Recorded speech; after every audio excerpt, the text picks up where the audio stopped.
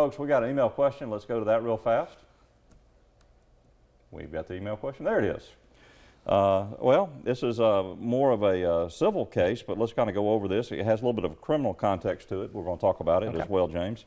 I was in an accident with a driver who just straight up drove off. Do I treat it like an uninsured driver and hope for the best? Of course, I need to explain what that is. The officer who showed up wasn't really helpful. Okay, I got the make and only a few last letters, couple letters of the license plate. What should I do? Todd. Well, Todd, there's a variety of things that you can do. I'm going to talk about the civil side of it. I'm going to flip it to James here in just a moment, talk about some of the criminal aspects of it. Of course, criminal meaning that you're not going to be charged, but if they are able to track down this driver, that this driver would be charged for leaving the scene of an accident. You know, hopefully, first of all, Todd, you're okay, but if you're not okay, you brought up something called uninsured motorist. And uninsured motorist is available when somebody either, you know, like this situation where there's been a phantom vehicle. We don't know who that person is yet. You've got a little bit of identification information and apparently you have some damage at least to your vehicle. The uninsured motorist coverage is in the event that you've been harmed physically. Your body has been harmed. As we say, you've suffered a personal injury.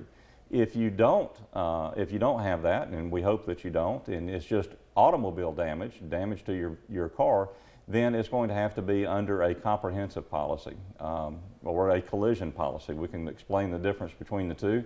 If you have a question about the civil side of it, you can give our office a call during regular business hours tomorrow, and we'll be more than happy to answer the questions for you.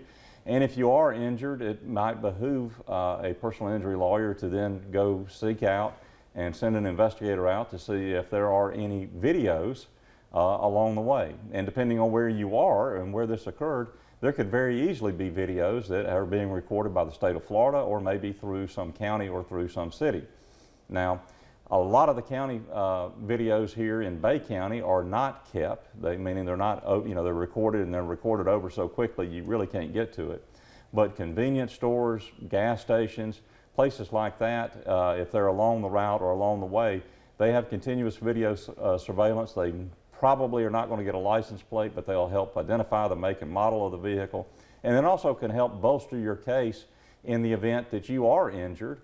You now have the make and model leaving the scene or going past a certain service station at a certain time or going past a certain business at a certain time. Even if it's in a residential area, Ring doorbell cameras now have become a good, you know, big thing.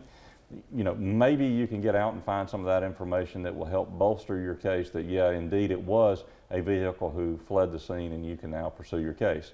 Now, James, for the person who did flee the scene, how much trouble are they in?